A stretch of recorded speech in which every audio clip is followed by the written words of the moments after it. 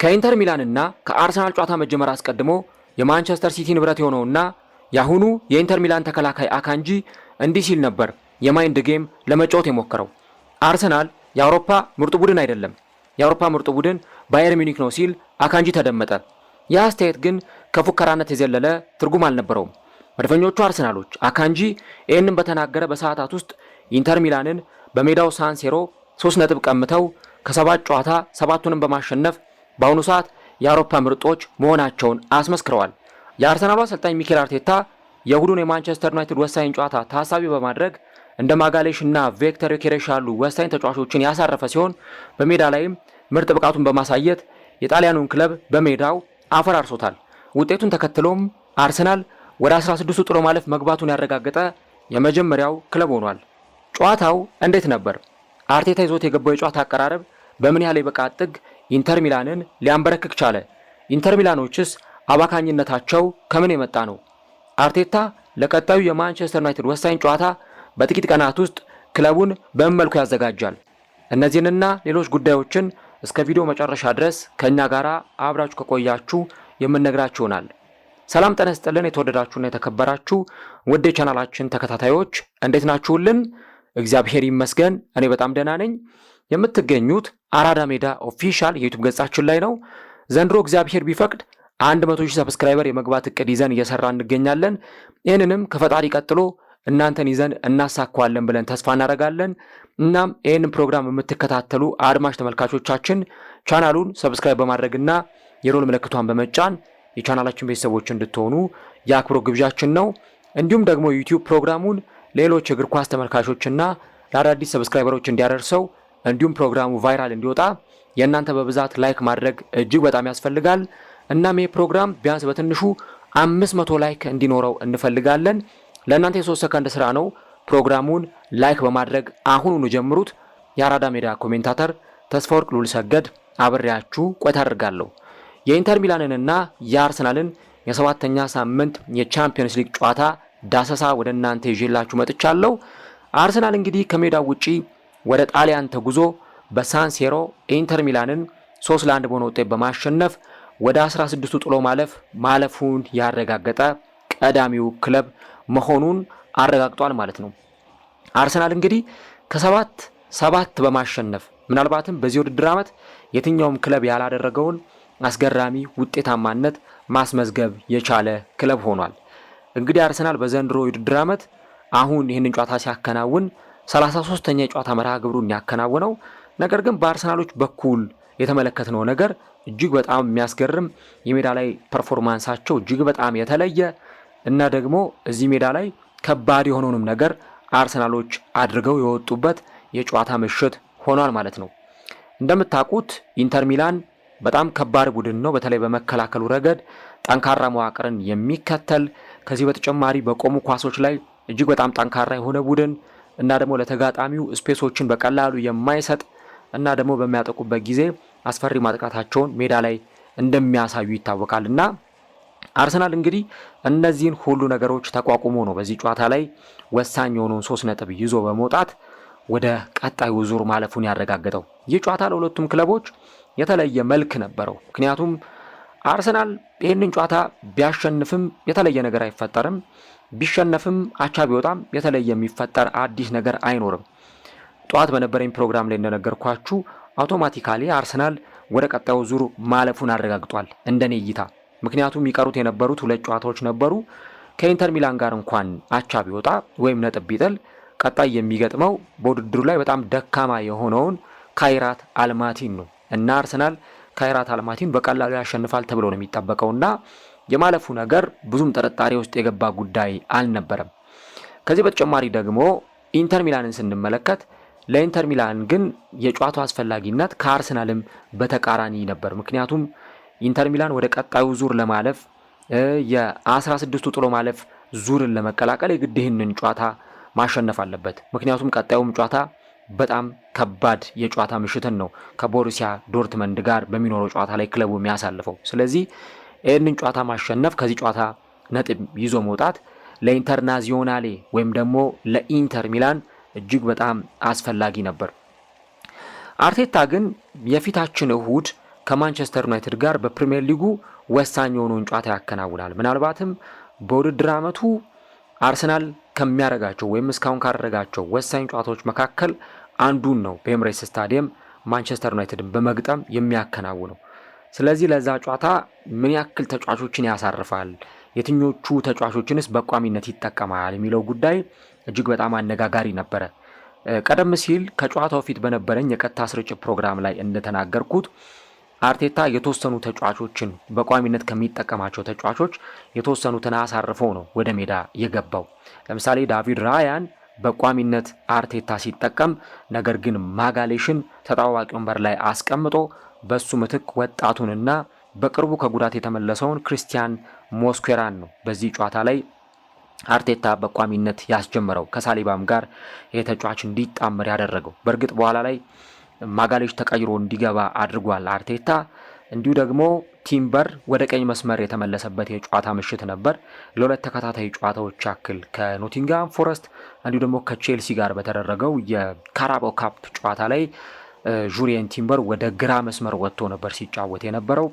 ነገር ግን በዚህ ጨዋታ ላይ ወደ ትክክለኛው ቦታው ተመልሶ በቀኝ መስመር ላይ ሲጫወት ተመልክተናል።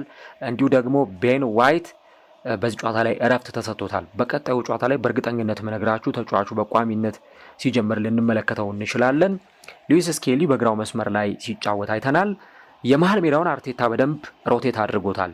ዴክላን ራይስ እና ማርቲን ኦደጋርድን በቋሚነት አላስጀመረም። ተጣዋቂ ወንበር ላይ ሆኖ ነው ተጫዋቾቹ የጀመሩት። ኢቭን እንደውም ማርቲን ኦደጋርድ ሁሉ በጨዋታው ላይ ወደ ሜዳ አልገባም፣ ተቀይሮም ወደ ሜዳ አልገባም። አርቴታ ከሰሞኑ ብዙ እድል እየነፈገው ነው ተብሎ ሲነሳ የነበረው ኤበረቼዜ ወደ ሜዳ ገብቷል። ሜሪኖም እንደዚሁ ራይስን በመተካት ወደ ሜዳ ገብቷል። ማርቲን ዙቢሜንዲ ደግሞ እንደተለመደው በዚህ ጨዋታ ላይ ሙሉ 90 ደቂቃ ጨርሶ ወጥቷል። እንደውም አርቴታ ይህንን ተጫዋች ቢያሳርፈው በጣም ጥሩ ነበር። የፊት መስመሩንም አርቴታ በተወሰነ መንገድ ለማፈራረቅ ሞክሯል። በዚህ ጨዋታ ላይ እንግዲህ ማርቲኔሊ ተጣዋቂ ወንበር ላይ ነው ሆኖ የጀመረው። አርቴታ ብዙ ጊዜ ቻምፒየንስ ሊግ ላይ የሚጠቀመው ማርቲኔሊን ነው፣ ፕሪሚየር ሊግ ላይ ደግሞ የሚጠቀመው ትሮሳርድን ነው። ነገር ግን በዚህ ጨዋታ ላይ ሊያንድሮ ትሮሳርድን በቋሚነት አስጀምሯል። ቡካዮ ሳካም እንደዚሁ በቋሚነት ጀምሯል። የቡድኑ ማንበል ነበር። ቡካዮ ሳካም ተቀይሮ አልወጣም፣ ሙሉ ደቂቃውን ነው ጨርሶ የወጣው። ከዚህ በተጨማሪም የፊት መስመሩን ጋቢ ናይን ወይም ደግሞ ጋብሪኤል ሄሱስ በቋሚነት ጀምሯል ማለት ነው። ስለዚህ ከዚህ ጨዋታ ማጋሌሽን፣ ቤን ዋይት፣ ዴክላን ራይስ እንዲሁ ደግሞ ቬክተር ዮኬሬስን አርቴታ አሳርፎ ነው ወደዚህ ጨዋታ የመጣው። በቅርቡ እንግዲህ ወደ ማርሴይ ያመራል ተብሎ የሚጠበቀው ኤታን ዋኔሪም ተጣዋቂ ወንበር ላይ ተቀምጦ በአርሰናል በኩል ተመልክተናል። ካይ ሃቨርትዝ፣ ማድዌኬ እንደ ኔኬፓ አይነት ተጫዋቾችም በዚህ ጨዋታ ላይ ተጣዋቂ ወንበር ላይ ተቀምጠው የተመለከትናቸው ተጫዋቾች ናቸው ማለት ነው። እንግዲህ በአርሰናል በኩል ያው የተለመደውን የ4-3-3 አሰላለፍን የተመለከትነው። በአንጻሩ በኢንተር ሚላን በኩል ስንመለከት በዚህ ጨዋታ ላይ ያን ሶመር በግብ ጠባቂነት ጀምሯል። ባስቶኒ፣ አቼርቢ እና አካንጂ በጨዋታው ላይ እንግዲህ የተከላካይ መስመር ተጫዋቾች ሆኖ ነው ወደ ሜዳ የገቡት። ያው አካንጂ አርሰናል የአውሮፓ ምርጡ ቡድን አይደለም ብሎ በተናገረበት አንደበት አሁን ደግሞ አርሰናል ምርጥ የአውሮፓ ቡድን ነው ብሎ እንዲናገር ያስገደደውን ምሽት ነው ያሳለፈው። ሱቺች እንዲሁ ደግሞ ዜሌንስኪ እና ባሬላ ሶስቱ የአማካይ መስመር ተጫዋቾች ሆነው ወደ ሜዳ ገብተዋል። ዲማርኮ እና ሉዊስ ኤንሪኬ በሁለቱ ፍላንኮች በኩል የተጫወቱ የዊንግ ባክ ተጫዋቾች ናቸው። ቱራም እና ላውትሮ ማርቲኔዝ ደግሞ የፊት መስመሩን የመሩ ሁለት ተጫዋቾች ናቸው። በ3-5-2 አሰላለፍ ነው አሰልጣኙ ክሪስቲያን ኪቩ ወደ ሜዳ የገባው ማለት ነው። እና ጨዋታው እንግዲህ በሁለቱ ቡድኖች በኩል የተሰለፉት ተጫዋቾች እነዚህን ይመስሉ ነበረ። በአርሰናልም እንዲሁ ደግሞ በኢንተር ሚላንም በኩል ጨዋታው ላይ እንደተመለከትነው አርሰናሎች በመጀመሪያዎቹ ደቂቃዎች ኳስን ይዘው ሲጫወቱ የተመለከትንበት፣ የሆነ ሰዓት ላይ ደግሞ ኢንተር ሚላኖች ጥሩ እንቅስቃሴ ለማሳየት የሞከሩባቸውን ደቂቃዎች ተመልክተናል። እኔ ጨዋታው በጠባብ ውጤት የሚጠናቀቅ እንደሆነ ግምቴን አስቀምጬ ነበረ። ነገር ግን የሆነው ከዛ በተቃራኒ ነው። ያው በባለፈው ዓመት ሁለቱ ቡድኖች እዚህ ሜዳ ላይ ተገናኝተው አርሰናል 1-0 ተሸንፎ ነበረ። ሃካን ካላኖግሉ ባስቆጠራት የፍጹም ቅጣት ምት ጎል እና ይሄ ጨዋታ ግን ጎሎች የተራባ አልነበረም። ጎሎችን ያየንበት፣ ሙከራዎች በብዛት የተመለከትንበት ጨዋታ እንደነበር አይተናል። እንግዲህ አርሰናሎች እርሊ ነው ማጥቃት የጀመሩት። ገና በ3ኛው ደቂቃ ቡካዮ ሳካ በጣም ጥሩ ኳስ ሞክሮ ኳሷ ዲፍሌክት ተደርጋ ወይም ተጨርፋ ያን ሶመር ጋር ደረሰች። ከዛ አርሰናሎች የመጀመሪያውን ጎል ለማስቆጠር ብዙም ደቂቃ አልፈጀባቸውም። ከቀይ መስመር ነው እንግዲህ ኳሱን ይዘው የተነሱት። ብዙ ጊዜ የአርሰናል ማጥቃት በዚህ በቀኝ መስመር ላይ እንደሚያጠነጥን ይታወቃል። ቡካዮ ሳካ፣ ኦደጋርድ እንዲሁ ደግሞ ጁሪየን ቲምበር ባሉበት ቦታ ላይ የአርሰናል ማጥቃት ያመዝናል እና የዙቢሜንዲን ኳስ ነበር የተመለከትነው። ወደ ግራ መስመር ነው ኳሱን ወዲያውኑ ይዞት የመጣው። ለኤበሬቼዜ ኳስ ለቀቀለት። ኤበሬቼዜ ኳሱን ይዞት ወደ ሳጥን ውስጥ ለመግባት ከሞከረ በኋላ የአርሰናል ተጫዋቾችን ወዲያውኑ ነበር ባይኑ የፈለጋቸውና ለአርሰናል ተጫዋቾች ኳሱን ማቀበል የቻለው። ኤበሬቼዜ ለዚህ ጎል እንደ መነሻ ተደርጎ ከሚታየው ዙቢሜንዲ ኳሱን ከተቀበለ በኋላ ወዲያውኑ ኳሱን ዴሊቨር ያደረገበት መንገድ እጅግ በጣም ጥሩ እንደነበር ነው የተመለከትነው። እናም ኳሱን በጣም በሚያስገርም ሁኔታ እንግዲህ ጁሪየን ቲምበር ወደ ጎልነት ለመቀየር ነበረ ኳሱን የመታው። ነገር ግን የፊት መስመር ተጫዋቹ ጋብሪኤል በጣም ቆንጆ በሆነ ሁኔታ የመጀመሪያውን ጎል ማስቆጠር ችሏል ማለት ነው እና የምሽት ለጋቢናይን እጅግ በጣም የሚያስገርም እንደነበረም ጭምር ነው የተመለከትነው። ኤበሬቼዜ ኳሱን ይዞ ከገባ በኋላ ለራሱ ለጋብሪኤል ነበር ኳሱን ያቀበለው። ጋብሪኤል በእንደዚህ አይነት ኳሶች ላይ የሚታማ አይደለም። ይሄ በቢውልዳፕ የምታሙት ወይ ደግሞ ቢውልዳፕ ላይ ጥሩ አይጫወትም ብላችሁ የምትናገሩለት አይነት ተጫዋች አይደለም እና ከዜ ኳሱን ሲቀበል ወዲያውኑ ነው በፈርስት ተች ኳሱን ለሜሪኖ ያቀበለው። ሜሪኖ ለስኬሊ ኳስ ካቀበለ በኋላ ስኬሊ እንደገና መልሶ ለቲምበር ያቀበለውን ኳስ ቲምበር ሲመታው ወዲያውኑ ደግሞ ጋብሪኤል የመጀመሪያውን ጎል አስቆጥሯል እና በጣም የሚያምር ቅብብል ነበር ያደረጉት አርሰናሎች ኢንተር ሚላኖችን ጣልቃ ሳያስገቡ። ከዙቢሜንዲ ተነስቶ እንግዲህ ኳሱን ብትቆጥሩ ምን ያክል አርሰናሎች ይህንን ኳስ ተቀባብሎታል የሚለውን ብታዩ ኢንተር ሚላኖች በመሀል ጣልቃ የገቡበት አይደለም። ቡካዮ ሳካ ለዙቢሜንዲ ኳሱን አቀበለ። ዙቢሜንዲ ኳሱን መልሶ ለኤዜ፣ ኤዜ ወዲያውኑ ኳሱን በተረጋጋ ሁኔታ ይዞ ገብቶ ለጋብሪኤል፣ ጋብሪኤል ለሜሪኖ፣ ከዛ ስኬሊ፣ መጨረሻ ቲምበር፣ በመጨረሻም ደግሞ የመጨረሻውን ጋብሪኤል ይህንን ኳስ አስቆጥሮታል እና 7 ወይም 8 ተች ነክተው አርሰናሎች የመጀመሪያውን ጎል አስቆጥረው እንግዲህ 1-0 መምራት የጀመሩት በዚህች ጎል አማካኝነት ነበረ። ከዚህ ጎል መቆጠር በኋላ ኢንተር ሚላኖች ከፍተው መጫወት ጀምረዋል። ምክንያቱም ኤርሊ ነው ጎል የተቆጠረባቸው። ወደ ጨዋታው መምጣት ይኖርባቸዋል፣ ጎል ማስቆጠር ይጠበቅባቸዋል እና ያንን ጥቅጥቅ ብሎ የነበረውን የኢንተር ሚላንን የቡድን መዋቅር ተከፋፍቶ መመልከት የጀመርነው ከዛ በኋላ ነው።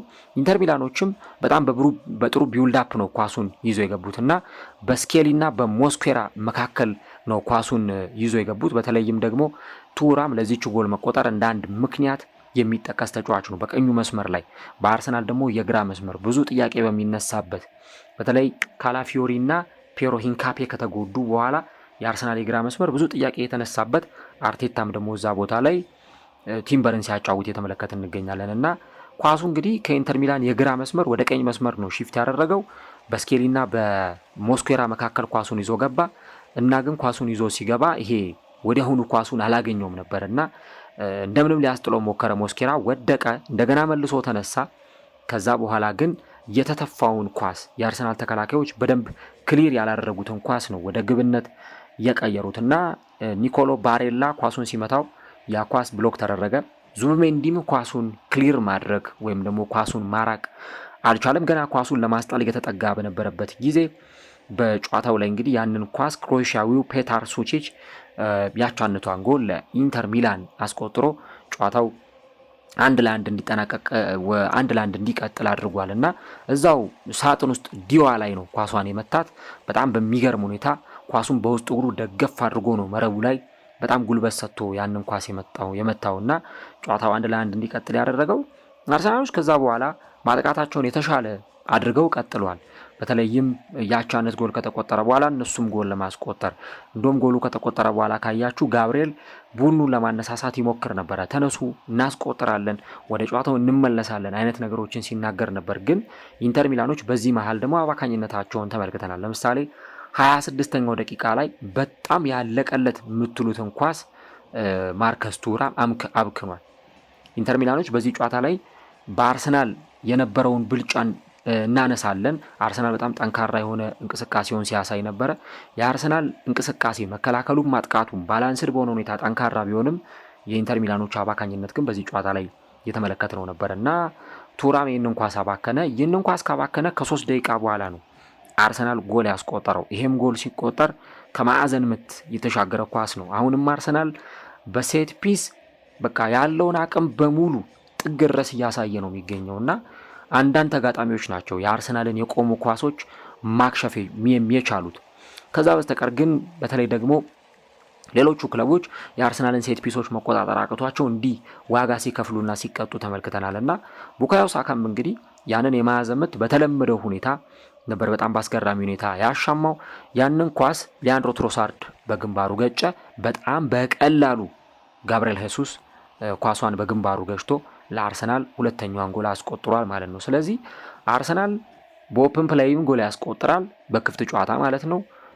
እንደ አስፈላጊነቱ ደግሞ እንደዚህ አይነት የቆመ ኳስም አርሰናል በሚያገኝበት ጊዜ እነዛን ኳሶች ይጠቀማልና ትሮሳርድ በተለይ ኒኮሎ ባሬላ ካጠገቡ ለመዝለል ሞክሮ ነበረ፣ ግን ትሮሳርድ ያንን ኳስ በግንባር ገጨው። አካንጂም ላውትሮ ማርቲኔዝም ያንን ኳስ ማግኘት አልቻሉም። የትሮሳርድ ሄዲንግ ቀጥሎ ደግሞ የጋቢ የግንባር ኳስ ለአርሰናል ጎል አስገኝቶ ጨዋታው 2-1 ለረፍት ወደ መልበሻ ክፍል አምርተዋል ማለት ነው። ከረፍት መልስ ወደ 63ኛው ደቂቃ ላይ ላውትሮ ማርቲኔዝና ኒኮሎ ባሬላ ወጥተው ዴቪድ ፍራቴሲና እንዲሁ ደግሞ ፓዮ ኤስፖሲቶ ተቀይረው ወደ ሜዳ ገብተዋል። ያው የመጀመሪያው አጋማሽ ላይ አርሰናል ሌላ ተጨማሪ የግብ ማግባት ሙከራዎችንም አድርገው ነበረ። ቡካዮ ሳካ ሳይቀሩ ያንን የግብ ማግባት እንቅስቃሴ ሲያደርጉ ነበረ። ኢንተር ሚላኖች በመጀመሪያው አጋማሽም አባካኝ እንደነበሩ ተመልክተናል። የመጀመሪያው አጋማሽ ሊጠናቀቅ እንኳን 7 ደቂቃዎች በቀሩበት ሂደት እንደገና ደግሞ ሌላ በጣም ጥሩ የጎል ማግባት አጋጣሚ በመልሶ ማጥቃት አግኝተው ነገር ግን ያንንም ደግሞ ጥሩ የጎል ማግባት እድላቸውን ሳይጠቀሙበት ቀርተዋል ማለት ነው። በሉዊስ ሄንሪኬ አማካኝነት እንዲሁ ደግሞ ራሱ ፔታር ሱቺች ያቀበለውን ኳስ ዲማርኮ ሞክሮት ዳቪድ ራያ ያወጣትንም ኳስ እንደዚሁ ተመልክተናልና የመጀመሪያው አጋማሽ ለአርሰናል እንደው ቀላል የሚባል አልነበረም። ኢንተሮች የመጀመሪያውም ጎል ከተቆጠረባቸው በኋላ ሁለተኛውም ጎል ከተቆጠረባቸው በኋላ በጣም በጥሩ ሁኔታ እያጠቁ ለመጫወት የሞከሩበት ነበር። ሁለተኛው አጋማሽ ላይ ቀደም ሲል እንዳነሳሁት የተጫዋች ቅያሬዎች ተደረጉ። የአርሰናል ተጫዋቾች ግን ሁለተኛው አጋማሽ ላይ ደግሞ የበለጠ ጥሩ የሆኑበት በሙከራ ረገድ ካየነው የበሬቼዜ ተጨማሪ ጎል ለማስቆጠር ሙከራ ሲያደርግ የተመለከትንበት፣ ሊያንድሮ ትሮሳርድም በጨዋታው ላይ እንደዚሁ አስገራሚ ሙከራ ያደረገበትን ሁኔታ ነበር የተመለከትነው። ቡካዮ ሳካም በጣም ግልጽ የሚባል እድል አግኝቶ ነገር ግን ደግሞ ምቾት እንዳይሰማው አድርገውት ከኋላው ታክል ገብተውበትም ሳይቀር ያንን ኳስ አስጥለውታልና ያንን ሁኔታ ነበር የተመለከትነው። አርቴታ በኋላ ላይ የተጫዋች ቅያሬዎችን አድርገዋል። በዚህ ጨዋታ ላይ ቲምበርና ኤዜን በማስወጣት ቤን ዋይትና ዴክላን ራይስን አስገብቷል።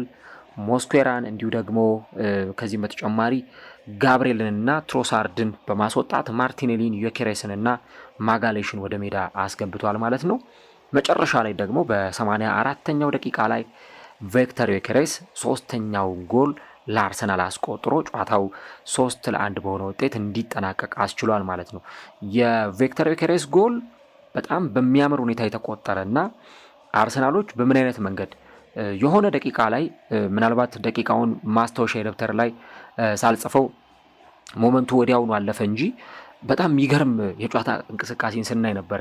በጨዋታው ላይ ቡካዮ ሳካ በጣም ጥሩ ኳስ ይዞ ገብቶ ቪክተር ዩኬሬስ ኳሱን እንዲያቀብለው በእጁ ምልክት እየሰጠው ነገር ግን ራሱ ቪክተር ዩኬሬስ ሳካ ኳሱን ከማቀበል ይልቅ ቢያቀብለው ቢያየው የተሻለ ነበረ። ወደ 76ኛው ኦር 77ኛው ደቂቃ ገደማ ይመስለኛል እና ያን ሶመር ያንን ኳስ መለሰበት። ግን ለዩኬሬስ ያንን ኳስ ቢያቀብለው ኖሮ ቪክተር በጣም በጥሩ ሁኔታ ኳሷን ወደ ግብነት መቀየር ሁሉ ይችል ነበርና ያንን አጋጣሚ ግን አርሰናሎች እንዲሁ ሳይጠቀሙበት ቀርተዋል። የኢንተር መከላከል ከዛ በኋላ መዳከም ውስጥ ገብተዋል። ኢንተሮች ሙሉ ለሙሉ ሊያጠቁ ነበር የወጡት። ያንን ተመለከትን። ከዛ በ83ኛው ደቂቃ ላይ የማዕዘን ምት ተገኘ። አሁን አርሰናል ልብ በሉ ብዙ ካውንተር አታክ አይጠቀምም እንጂ አርሰናል ካውንተር አታክ ሲጠቀም እንዲህ አይነት ኳሶችንም እንደሚያስቆጥር የተመለከትንበትን 3ኛ ጎል ነው የተመለከትነውና ዲማርኮ የማዕዘን ምቱን ሲያሻማው ኢንተር ሚላኖች ያንን ኳስ ለመሻማት ሙሉ ለሙሉ ማለት በሚቻል ሁኔታ በአርሰናል የፍጹም ቅጣት ምት ግብ ክልል ውስጥ ነበር ይገኙ የነበሩት። እናም ያ ኳስ ተሻማ። ኳሱን አርሰናሎች ከግብ ክልላቸው አራቁ። ማርቲኔሊ ገና ኳሱን ይዞት ሲሄድ ዩኬሬስ በእጅ ምልክት እየጠየቀው ነበረ። ኳሱን ስጠኝ እያለው ነበረ ቪክተር ዮኬሬስ። አሁን ይሄ ነው አርቴታ ትልቅ ትምህርት ሊወስድበት የሚገባው ነገር።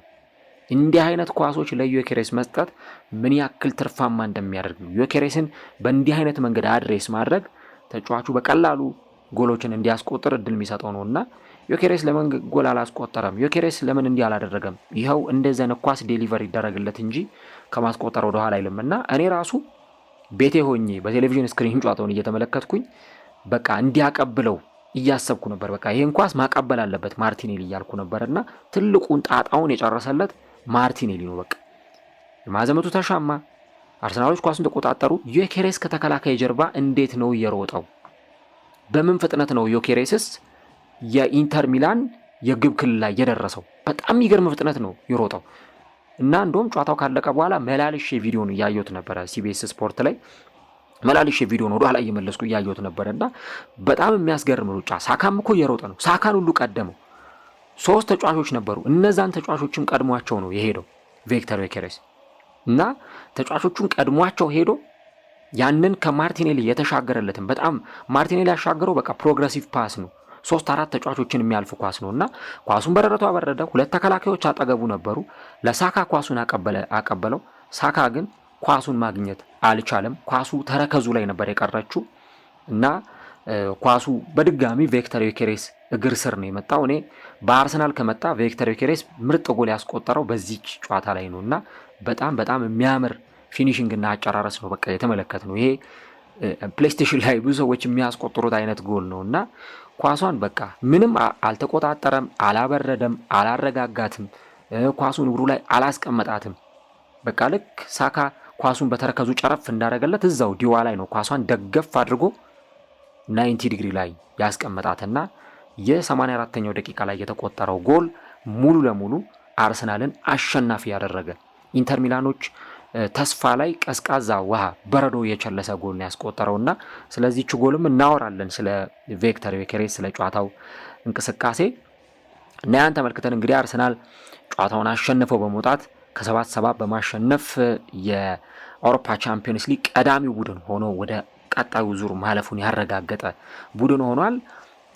በጨዋታው ላይ እንግዲህ የትኛው ቡድን የበላይነት ወስዷል ብለን ካልን ሁለቱም ተቀራራቢ አይነት ስታት ነበር የነበራቸው። ለምሳሌ ኢንተር ሚላን 18 ሙከራ ሞክሮ ከ18ቱ 4ቱ ኢላማውን የጠበቀ ነበር። አርሰናል 17 ሞክሮ 6ቱ ኢላማውን የጠበቀ ነበር። ስለዚህ በሁለቱም ቡድኖች በኩል ቢያንስ እንኳን ብዙ ኦን ታርጌቶችን ቢያንስ 10 ኦን ታርጌቶችን ተመልክተናል። እዚህ ጨዋታ ላይ ምን ያክል ሁለቱ ቡድኖች በጣም ጠንካራ ፉክክር ሲያደርጉ እንደነበር በደንብ የተመለከትንበት ነውና እንግዲህ በአንድ ቡድን ብቻ ለምሳሌ ኢንተር ሚላንን ብናነሳ 18 አርሰናልን ብናነሳ 17 በሁለቱም ቡድኖች በኩል ቢያንስ ከ15 በላይ ሙከራዎችን ተመልክተናል። በአጠቃላይ ደግሞ ካየነው 35 ሙከራዎችን ያየንበት ጨዋታ ነበር። ከዚህ በተጨማሪ የአርሰናል ኤክስፔክትድ ጎል 2.1 ነው የሚያሳየን። እንዲሁ ደግሞ የኢንተር ሚላን ኤክስጂ 1.3 ነው። ስለዚህ ሞር ኦር ለስ የአርሰናል ኤክስፔክትድ ጎል በጣም ብዙ ነው እና ኢንተሮች አባካኝ ስለነበሩ ኤክስጂያቸው በጣም ያነሰው ለዚህ ነው። አርሰናል 49 በመቶ ኳስ ሲቆጣጠር ኢንተር ሚላን 51 በመቶ ኳስ ተቆጣጥሯል እና ይሄ ምንን ያሳየናል ወይም ምንን ይነግረናል ብለን ካልን በጨዋታው ላይ ተመጣጣኝ የሆነ ፉክክር እንዳሳዩ በሁለቱም ቡድኖች በኩል ላይም በጣም ሳቢ ማራኪ የሆነ ጨዋታ እንደተመለከትን የሚያሳይ ነው። የዮኬሬስን ጉዳይ ለማንሳት ያክል ዮኬሬስ ተቀይሮ ነው ወደ ሜዳ የገባው። በጣም የምታምር ቆንጆ 3ኛ ጎል አስቆጥሯል።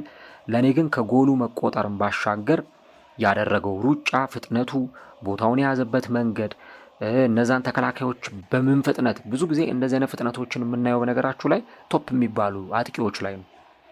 አሁን ለምሳሌ ክሪስቲያኖ ሮናልዶን ብታዩ ወይ ሊዮኔል ሜሲን አይነት የሆኑ በቃ ትልልቅ ጎል ፖቸር ተጫዋቾችን ብታዩ እንዲህ አይነት ሩጫዎችን ያደርጋሉ። በካውንተር አታክ ጊዜ እነዛን ተከላካዮች አልፈው የሚሄዱበት መንገድ ከዛ በኋላ ምንም አይነት ኳስ ብትጥሉላቸው ምንም አይነት ኳስ ዴሊቨር ብታደርጉላቸው ያን ኳስ አያመልጣቸውም። በጣም በጥሩ ሁኔታ ነው ያንን ኳስ የሚያገኙትና ዮኬሬስም እነዛን ፍጥነት ላይ የነበሩ የኢንተር ሚላን ተከላካዮችን የራሱን የቡድን ጓደኛ ቡካዮ ሳካን አልፎ የሄደበት መንገድ ሁሉም የእግር ኳስ ተመልካች የአርሰናል ደጋፊዎችም ከመቀመጫቸው ተነስተው እንዲያጨበጭቡለት ያደረገ አጨራረስን ያስመለከተበት ነበር። ኢቭን ከዛ በኋላ ራሱ ሌላ በጣም ቆንጆ ሙከራ አድርጎ ኳስ ወጥቶበታልና ተቀይሮ በገባበት በጣም ጥቂት በሚባል ደቂቃ ውስጥ እንግዲህ ወደ ሜዳ የገባው 75ኛው ደቂቃ ላይ ነው። ከዛ በኋላ ከነጭማሪው 18 ደቂቃ ውስጥ ነው ሜዳ ላይ የቆየውና በ18 ደቂቃ ውስጥ ግን ቪክተር ዮኬሬስ የሚገባውን ነገር ለአርሰናል በደንብ የሰጠበት ነው። ዘንድሮ በቻምፒዮንስ ሊግ ኢንተር ሚላን ላይ ጎል አስቆጥሯል። ከዛ በፊት አትሌቲኮ ማድሪድ ላይ 2 ጎል ያስቆጠረበትን ሁኔታ እናስታውሳለን እና ይሄ በጣም የተለየ ምርጥ የሚባል ጎል ያስቆጠረበት ለአርሰናል ደግሞ ምን ያክል አሁንም ብዙ አይነት ጠቀሜታዎችን መስጠት እንደሚችል ምናልባት እንደው ከቡድኑ ጋር በደንብ እየተናበበ እስካሁን አልመጣም እንጂ ከስኳር ተጫዋቾቹ አሁንም ብዙ አይነት ክርክሮች ይነሳሉ። ባለፈው በላይቭ በነበረኝ ፕሮግራም ላይ እንዳነሳሁት አንዳንድ የአርሰናል ደጋፊዎች የሚያነሷቸው ሀሳቦች አሉ። ኢቨን ለሚዲያዎችም አከራካሪ ነው። ያው ለርዕሰ ዜናቸውም ስለሚመች በሳካና በዮኬሬስ መካከል ምን አይነት ነገሮች አሉ የሚሉ ነጥቦችን ሲያነሱ እንሰማለን። ግን በዛም አለም በዚህ በቃ ዮኬሬስ እንዲህ አይነት ዴሊቨሪዎችን ያግኝ እንጂ ከማስቆጠር ወደ ኋላ አይልምና አሁን እንግዲህ በ3 ጨዋታ ሁለተኛ ጎሉን ያስቆጠረበት ነው። የኖቲንጋሙ ጨዋታ ላይ ጎል አላስቆጠረም እንጂ ቼልሲ ላይም እንደዚሁ ጎል አስቆጥሯል በካራቦ ካፕ።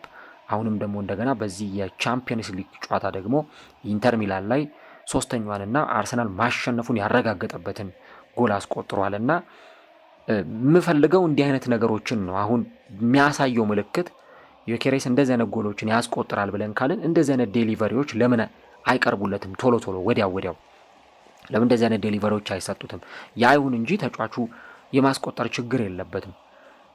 በአንድ ጨዋታ ላይ አርሰናል ሁሉም ጨዋታዎች ላይ እኮ ኳስ ተቆጣጥሮ ላይ ይጫወት ይችላል። ግን በካውንተር አታክ በሚጫወትበት ጊዜ የመልሶ ማጥቃት ጨዋታዎችን በሚያደርግበት ጊዜ ኢቭን አርሰናል ኳሱን እግሩ ስር ካላገኘው እና ደግሞ ኳሱ ከሱ ቁጥጥር ውጪ ስትሆን ከአርሰናል ቁጥጥር ውጪ ስትሆን እንዲህ አይነት ፕሮግሬሲቭ ፓሶችን የመልሶ ማጥቃት የፋስት ብሬክ አሁን ይሄ በቃ ምርጥ የፋስት ብሬክ ጎል ነው።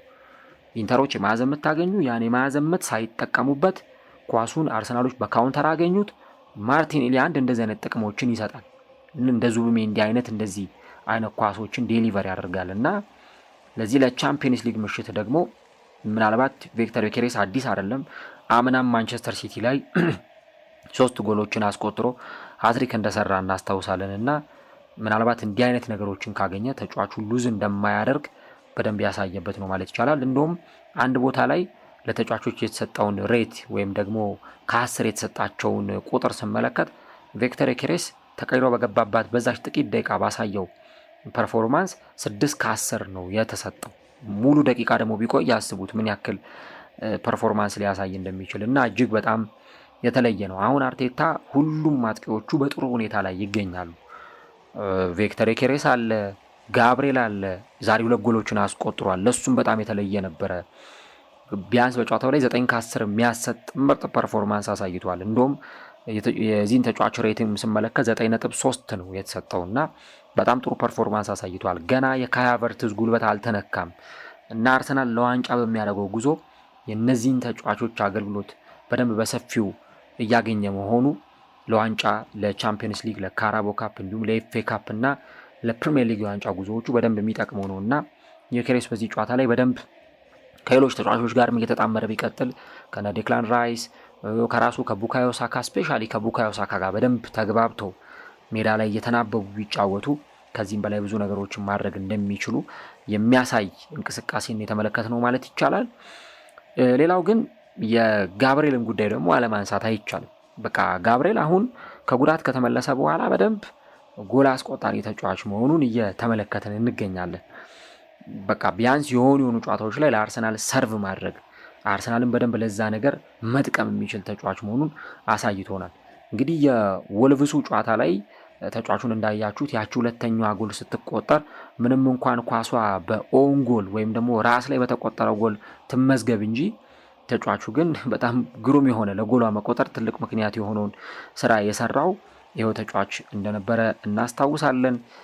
ከዚህ በተጨማሪ ደግሞ ሌሎችም ጨዋታዎች ላይ በተለይ ጎሎችን አያስቆጥር እንጂ ነገር ግን ለጎሉ መቆጠር ደግሞ ምክንያት የሆኑ ነገሮችን ሲያደርግ እንመለከታለን። የፖርትስመዙ ጨዋታ ላይ አሲስት ሁሉ አድርጓል። ማርቲኔሊ 3 ጎሎችን ሲያስቆጥር አሲስት ያደረገለት ተጫዋች እንደነበር ተመልክተናል እና ምናልባት በየጨዋታው ላይ ጎል ላይ ያስቆጥር ይችላል፣ ግን ለቡድኑ ወሳኝ ስራን የሚሰራ የፊት መስመር ተጫዋች መሆኑን የተመለከትነውና እንግዲህ አሁን ከጉዳት ከመጣ በኋላ አሁን 28 ዓመቱ ላይ የሚገኘው ይህ ተጫዋች እንግዲህ ለአርሰናል በቻምፒዮንስ ሊግ በጀመረባቸው ወደ 8 የሚጠጉ ጨዋታዎች 6 ጎሎችን ማስቆጠር የቻለ ተጫዋች ነውና በ53 ጨዋታዎች ደግሞ እንደዚሁ 26 ጎሎች ያሉት ተጫዋች ነው። ኢቨን በማንቸስተር ሲቲ ቤት ያለውንም ከቆጠር ነው ማለት ነውና በተለይ ከሁለት የውድድር ዓመት በፊት በቻምፒዮንስ ሊጉ በጣም የሚገርም ግስጋሴ የነበረው ቻምፒዮንስ ሊግ ላይ በቃ ጎል ማስቆጠር የሚቀናው ተጫዋች እንደነበር ስናይ ነበርና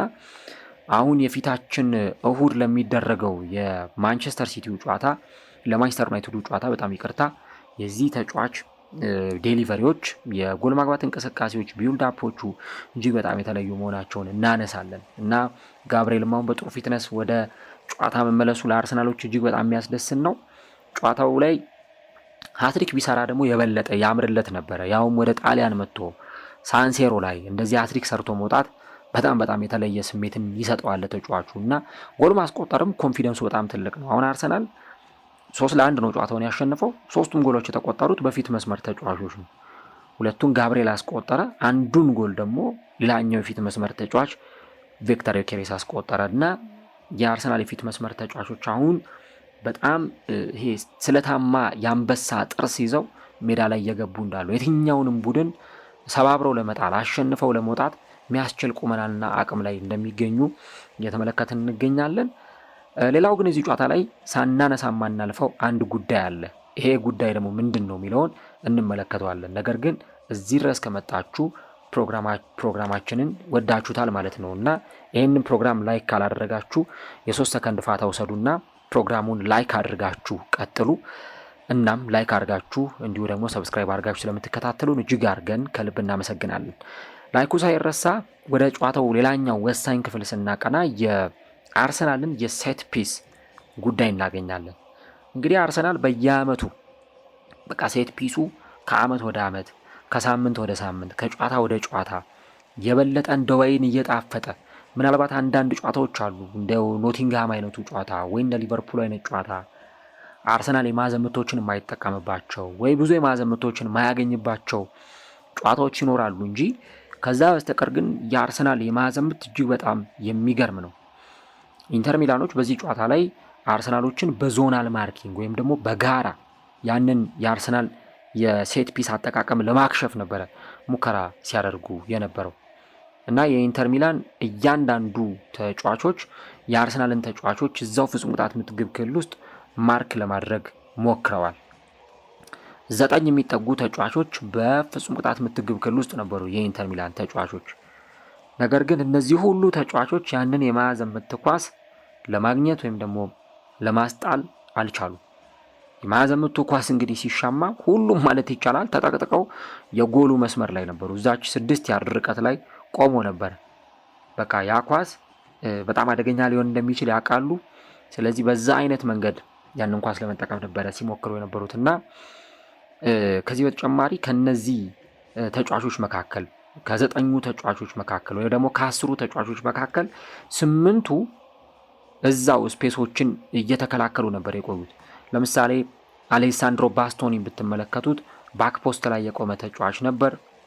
ነገር ግን ደግሞ የአርሰናል ተጫዋቾች ሊያንድሮ ትሮሳርድ፣ ሞስኩዌራ፣ ቲምበር እንዲሁ ደግሞ ሜሪኖ እነዚህ ሁሉ ተጫዋቾች ፍጹም ቅጣት ምት ላይ ግብ ክልል ላይ በመግባት ያንን ኳስ ለመጠቀም ያደረጉት ጥረት መጨረሻ ላይ የተሳካ ሆኗል ማለት ነው እና ኳሷ ቀድሞ ነገር ትሮሳርድ ጭንቅላት ላይ ስታርፍ ትሮሳርድ በግንባር ሲገጫት ነው ጎል የመሆኑ እድል 70-80% የሰፋው። ምክንያቱም ከዛ በኋላ ያንን በጣም ጥሩ ፖዚሽን ላይ ቆሞ የነበረው ጋብርኤል ነበር ያገኛትና ያንን ኳስ በጣም በጥሩ ሁኔታ ተጠቅሞባት አስቆጥሯታል ማለት ነው። እንግዲህ ይህ ቤልጂየማዊ ተጫዋች 1 ሜትር ከ73 የሚረዝም ነው ወይም 5 ጫማ ከ8 ኢንች የሚረዝም ነውና ያን ያክል ረጅም የምትሉት ተጫዋች አይደለም። ግን የአርሰናል ሴት ፒስ ረጅምም ቢሆን አጭርም ቢሆን ለየትኛውም ተጫዋች የሚሰራ ነው። ምንም ያህል ተጫዋቹ ረጅምም ቢሆን አጭርም ቢሆን ለአርቴታ ይመቸዋል። የትኛውም ተጫዋችም ቢሆን ያንን ነገር ማድረግ ይችላል። አሁን የትሮሳርድን ስናነሳ ነበር። በባለፈው የፖርቶስመዙ ጨዋታ ላይ የአርሰናሉ የመስመር ተጫዋች ማርቲኔሊ 1 ሜትር ከ78 የሚረዝመው ተጫዋች እንደዚሁ ከቆመ ኳስ ሳይቀር ጎል ሲያስቆጥር እንደነበረ ተመልክተናል። ከዚህ በተጨማሪ ሌላኛው የአርሰናል ተጫዋችና 1 ሜትር ከ79 የሚረዝመው ጁሪየን ቲምበር ከቆመ ኳስ እንዲሁ ደግሞ ከሴት ፒስ ጎል ሲያስቆጥር ተመልክተናል። ስለዚህ ለአርሰናል ብዙም አዲስ ነገር አይደለም። ረጅምም ሆነ ቁመቱ አንድ ተጫዋች አጭርም ሆነ መካከለኛም ሆነ እነዚህ ተጫዋቾች ጎል ከማስቆጠር ወደ ኋላ አይሉምና በጨዋታው ላይ ትልቁን ስራ የሰራው በተለይ ጎል እንዲቆጠር ትልቁን ስራ የሰራው ከቡካዮ ሳካ ቀጥሎ ክሬዲት ሊሰጠው የሚገባው ሊያንድሮ ትሮሳርድ ነው። ያችን ኳስ በግንባሩ ገጭቶ ቀጥታ የጎሉ ፊት ለፊት መስመር ላይ ነው ኳሷን የጣላትና ከዛ በኋላ ግብ ጠባቂውም ሲጀመር የለም በቃ በቦታው ላይ አልተገኘም ነበር።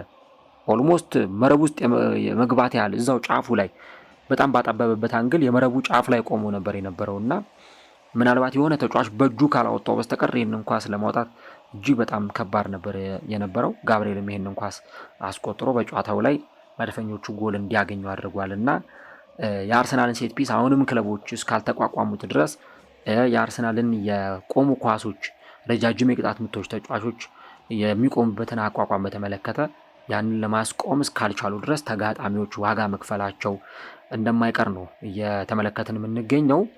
ሌላው አርሰናልን ካነሳን የምናነሳው አርሰናል ወደ ቀጣዩ ዙር ሲያልፍ ምን ነገሮች አሉ፣ አንደኛ ሆኖስ ማለፉን አያረጋግጧል ወይ የሚለውን ነገር እንመለከታለን። እንግዲህ አርሰናል ቶፕ 2 የተባለው ቦታ ላይ ማለፉን አያረጋግጧል። ይሄ አንደኛ ወይም ሁለተኛ ደረጃ በምንለው ከሁለቱ አይዘልም። የአርሰናል ደረጃ አንደኛ ወይም ሁለተኛ ደረጃን ይዞ ማለፉን ያረጋገጠ ቡድን ነው። ምክንያቱም አሁን ሪያል ማድሪድ 15 ነጥብ አለው።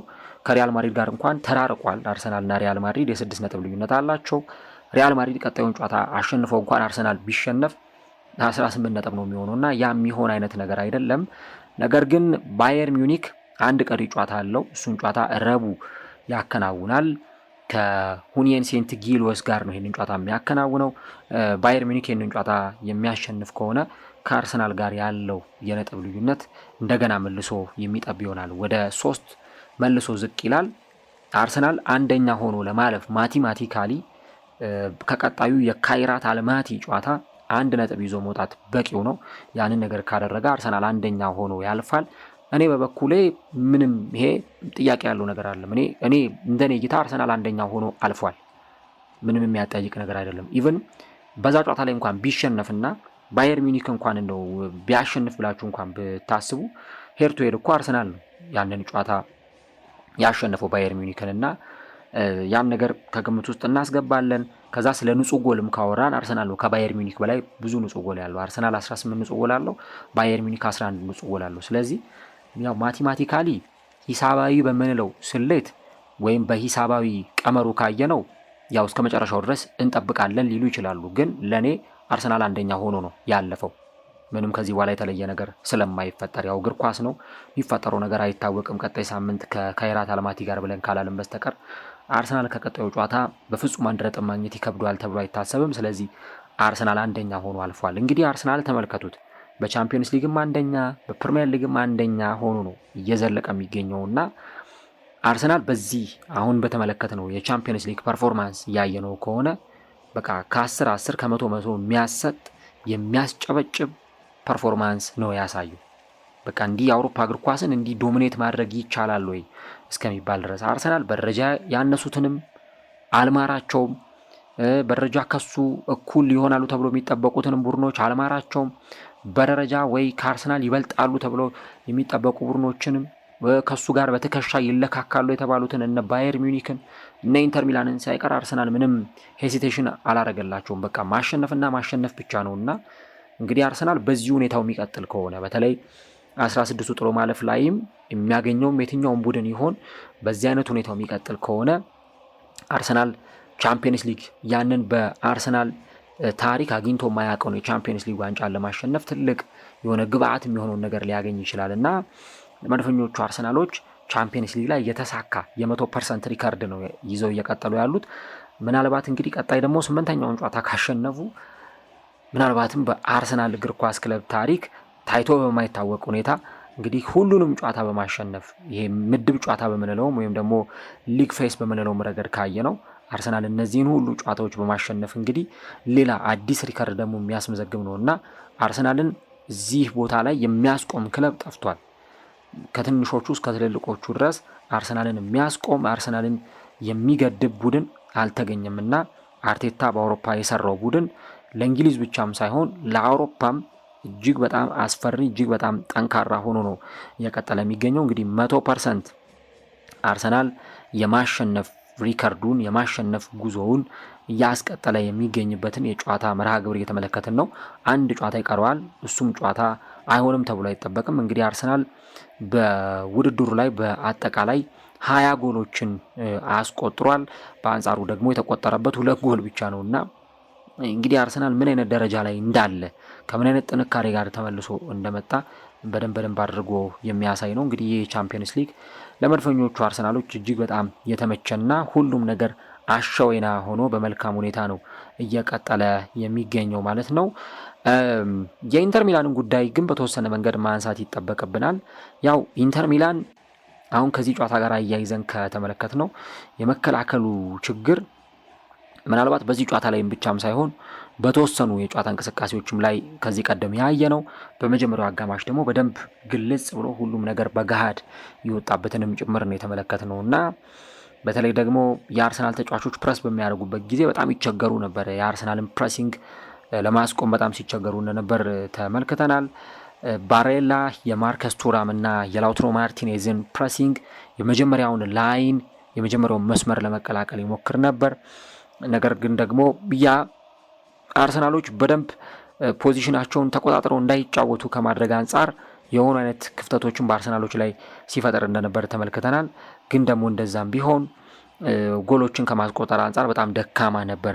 ይሄ ኮንቨርዥን ሬታቸው እስከዚህም እንደነበር ነው ጨዋታው ላይ የተመለከትነው እና በተለይ ደግሞ ሉዊስ ሄንሪኬ ቱራም ያገኟቸውን በቂ እድሎች አልተጠቀሙባቸውም። ምናልባት እንደ ዴንዚል ዶምፍሪስ አይነት ተጫዋች በዚህ ጨዋታ ላይ በጉዳት ምክንያት አለመኖሩ ለዚህ ቡድን በጣም እንደ ትልቅ ጉዳት የሚታይ ሊሆን ይችላል። ነገር ግን በስኬሊ በኩል ያለውን ክፍተት እምብዛም አልተጠቀሙበትም። ክሪስቲያን ሞስኩዌራ ደግሞ ከሳሊባ ጋር በጣም በጥሩ ሁኔታ የተጣመረበትን የጨዋታ ምሽት ተመልክተናል እና ይሄ የኢንተር ሚላኖች የመከላከል ክፍተት ማጥቃቱ ላይም ደግሞ ያላቸው ኮንቨርዥን ሬት እጅግ በጣም ደካማ እንዲሆን ያደረገ የጨዋታ ምሽት ሆኗል። እንግዲህ ኢንተር ሚላን አሁን 9ኛ ደረጃ ላይ ተቀምጧል በ12 ነጥቦች እና ረቡዕ ዕለት ደግሞ በሚደረጉ ጨዋታዎች እነ አትሌቲኮ ማድሪድ፣ ሊቨርፑል ሲጫወቱ ከደረጃውም ዝቅ ሲል ልንመለከተው እንችላለን። ቼልሲን ጨምሮ ሌሎችም ክለቦች ጨዋታቸውን ያከናውናሉ። ኢንተር እንግዲህ የሚቀጥለው ሳምንት ከቦሩሲያ ዶርትመንድ ጋር ነው ጨዋታውን የሚያከናውነው እና አውቶማቲካሊ ከ1 እስከ 8 ለማለፍ ለኢንተር በጣም አስቸጋሪ ሆኗል። እንግዲህ በጣም ተጣቧል። አሁን ይሄ እስከ 8ኛ ያለውን ደረጃ ይዞ ለማጠናቀቅ እጅግ በጣም አስቸጋሪ ነው እና ባየር ሚኒክ ረቡዕ ዕለት ካሸነፈ ወደ ቀጣዩ ዙር አርሰናልን ተከትሎ ማለፉን ያረጋግጣል። ከዛ ውጭ ግን ሌሎቹን ቡድኖችም ስናይ የሚያልፉ ቡድኖች አሉ፣ ግን የሌሎቹን ቡድኖች ተፎካካሪነት እጅግ በጣም ወሳኝነት አለው እና ያንን ነው የምንመለከተው። እንግዲህ ጨዋታው ካበቃ በኋላ የመድፈኞቹ አለቃ አርቴታ እጅግ በጣም እንደተደሰተ ነው የተናገረው። በተጫዋቾቻችን በጣም ኮርተናል። በዚህ ጨዋታ ላይ ወይም ደግሞ ምሽቱ ላይ ላሳዩት ብቃት ብቻ አይደለም፣ በአጠቃላይ ቻምፒየንስ ሊግ ውድድር ላይ በ7 ጨዋታ ላሳዩት ፐርፎርማንስ እጅግ በጣም ደስ ብሎኛል እና በተጫዋቾቼ ኮርቻለሁ። አንድ ጨዋታ ብቻ እየቀረን አሁንም በቦታችን ላይ ቦታችንን አስጠብቀን ቆይተናል የሚል ሀሳብ ነው የሰጠው አርቴታ። ከዚህ በተጨማሪ ደግሞ ለእነዚህ ተጫዋቾች ያንን ትልቁን የሆነ ሽልማት ለማምጣት ምን ያክል ከባድ እንደሆነ እናውቃለን። እንደ ምሽቱ አይነት የኢንተር ሚላን ጨዋታዎች ከባባድ ፈተናዎች ናቸውና እነዛን መወጣት ለቀጣዮቹም ጨዋታዎች የበለጠ የስነልቦና ተነሳሽነት ይፈጥርልናል የሚል ሀሳብም ጭምር ነው የሰጠው ማለት ነው። ከዛ ውጭ በሁሉም ረገድ አርሰናል ቶፕ ደረጃ ላይ መቀመጡን አንስተዋል። የጋብሪኤልን ጉዳይ በተመለከተ በጨዋታው ላይ 2 ጎሎችን ማስቆጠሩን በተመለከተ ሀሳቡን ሰጥቷልና በጣም አተነው ነበረ፣ ብዙ አጉድሎን ነበረ፣ we have been missing ጋቢ ኤሎት ሲል ነው አርቴታ የገለጸውና በጣም በራስ መተማመኑ አሁን ጨምሮ ነው የተመለሰው። ብዙ አይነት ፕሮፋይሎች አሉንና የመስመር ተጫዋቾቻችንን በብዙ አማራጮች መጠቀም እንችላለን የሚል ሀሳብ ነው የሰጠው። የቬክተርም ተቀይሮ ከገባ በኋላ ያሳየው እንቅስቃሴ ጎል ከማስቆጠር ፍላጎት ጋር በደንብ የተገናኘና ያንን የሚያሳካበት መሆኑን ነው አርቴታ ሀሳቡን የሰጠው። ከዛ ውጪ የቡድኑን አቲቲዩድ የቡድኑን ድባብ እንደሚወደው ተናግሯል። በመክፈቻው ጎል ላይ የአርሰናል ተጫዋቾችን ቅብብል አርቴታ አንስቷልና እንግዲህ ቅያሬዎቹ ምን ያክል ጥሩ እንደነበሩ ነው አርቴታ የተናገረው። ጨዋታው በዚህ ውጤት ተጠናቋል። አሁን አርሰናል በሳምንቱ መጨረሻ ደግሞ ወደሚደረገው ጨዋታ ፊቱን ያዞራልና እንግዲህ የጥቂት ቀናት ረፍት ናቸው ያሉት። የ4 ቀናት ረፍት ብቻ ናቸው ያሉት። ሮብ፣ ሐሙስ፣ አርብና ቅዳሜ ናቸው። ያው አንዱን ቀን እንግዲህ ይጓዙበታል እና እሱም ያው የረፍት ጊዜ ነው የሚሆነው። ምናልባት ከሰዓት በኋላ ልምምድ ሊያደርጉ ይችላሉ። ከዛ በኋላ ግን የጥቂት ጊዜያት ረፍት አድርገው እንደገና ደግሞ ባለፈው ሳምንት ማንቸስተር ሲቲን ያሸነፈውን ማንቸስተር ዩናይትድን የሚገጥሙ ይሆናል እና እንግዲህ ማንቸስተር ዩናይትድ አንድ ሳምንት አርፎ ነው የሚመጣው። አንድ ሳምንት ፍሪ ነበር፣ ምንም ጨዋታ አላከናወኑም። ሙሉ ጊዜያቸውን በልምምድ ነው ያሳለፉት። አርሰናል ግን ከከባድ ጉዞ፣ ከከባድ የአየር በረራ እንዲሁም ደግሞ ከከባድና አድካሚ ጨዋታ በኋላ ነው ወደዚህ ጨዋታ የሚያቀናውና አርሰናል አሁን የፕሪሚየር ሊጉን ጨዋታ ማሸነፍ እስካሰበና እስከፈለገ ድረስ የግድ የማንቸስተር ዩናይትዱን ጨዋታ ደግሞ ማሸነፍ ይጠበቅበታል። ምናልባት በዚህ ጨዋታ ላይ ያሳረፋቸው እነ ዴክላን ራይስ በብዙ አርቴታን የሚጠቅሙት የእሁዱ ጨዋታ ላይ ነው የሚሆነው። እንግዲህ ከማንቸስተር ዩናይትድ ጋር ደግሞ አርሰናል ምን አይነት ውጤት ያስመዘግባል የሚለውን አብረን እናያለን። ለማንቸስተር ዩናይትዶች ግን በጣም ትልቅ ማስጠንቀቂያ የሆነም ጨዋታ ነው። በእንዲህ አይነት ድካም ውስጥ አርሰናል ቅዳሜ ዕለት ተጫውቶ ከዛ እሁድና ሰኞን ብቻ አርፎ ማክሰኞ ዕለት ሲመጣም ትልቁን ኢንተር ሚላን በዚህ ውጤት በዚህ አሸናፊነት ስነ ልቦናና መንፈስ ገጥሞ ማሸነፉ በቀጣዩም ጨዋታ ላይ አርሰናል ከዚሁ ፐርፎርማንስ ጋር ምናልባት ተመልሶ ሊመጣ እንደሚችል በደንብ ቁልጭ አድርጎ ያሳየ የጨዋታ ምሽትን ነበር የተመለከትነው ማለት ይቻላል። ለማንኛውም የአርሰናል የ100% የተሳካ ጉዞ በእንዲህ አይነት መንገድ ቀጥሏል። ጨዋታው እንዴት ነበር? እንዴት አያችሁት? ከዚህ በተጨማሪ የአርሰናል ፐርፎርማንስ በውድድር ዓመቱ ቻምፒየንስ ሊግን እንዲያሳካ ይረዳዋል ብላችሁ ታስባላችሁ? ለማንቸስተር ዩናይትድ ውስጥ ጨዋታ ምን አይነት የዝግጅት ጊዜ አርሰናል ቢኖረው ጨዋታውን ውጤት ይዞበት ሊወጣ ይችላል? ኮሜንት ላይ የገባችሁ ሀሳቦቻችሁን ጻፉልን። አርሰናል ግን በነ አካንጂ አንደበት የአውሮፓ ምርጥ ቡድን አይደለም ተብሎ ቢጠራም ነገር ግን አርሰናል በወሬ ወይም በንግግር ሳይሆን በተግባር የአውሮፓ ምርጡ ቡድን በወቅቱ ወይም ያሁኑ የአውሮፓ ምርጥ ቡድን መሆኑን አስመስክሯል። በ32 ጨዋታ 2 ጊዜ ብቻ ነው የተሸነፈው በሁሉም ውድድር በሊቨርፑል እና በአስተን ቪላ ከ7 በማሸነፍ 100% በማሸነፍ ሪከርድ የቀጠሉት መድፈኞቹ አርሰናሎች ወደ ቀጣዩ ዙር ማለፋቸውን አረጋግጧል። አሁንም ከደረጃ ሰንጠረዡ አናት ተቀምጠው እነ ፒኤስጂን፣ ሪያል ማድሪድን፣ ማንቸስተር ሲቲን፣ ሊቨርፑልን፣ ሌሎች ትልልቅ ክለቦችን እነ ባርሰሎናና እነ ቼልሲን ጨምሮ እየተመለከቱ በደረጃ ሰንጠረዡ ከአናት ተቀምጠዋል። ጨዋታው በአርሰናል አሸናፊነት ተጠናቋል። የሙሉ ሰዓት ውጤት በሳንሲሮ ኢንተር ሚላን 1 አርሰናል 3 ሆኖ ጨዋታው በዚህ ውጤት አብቅቷል።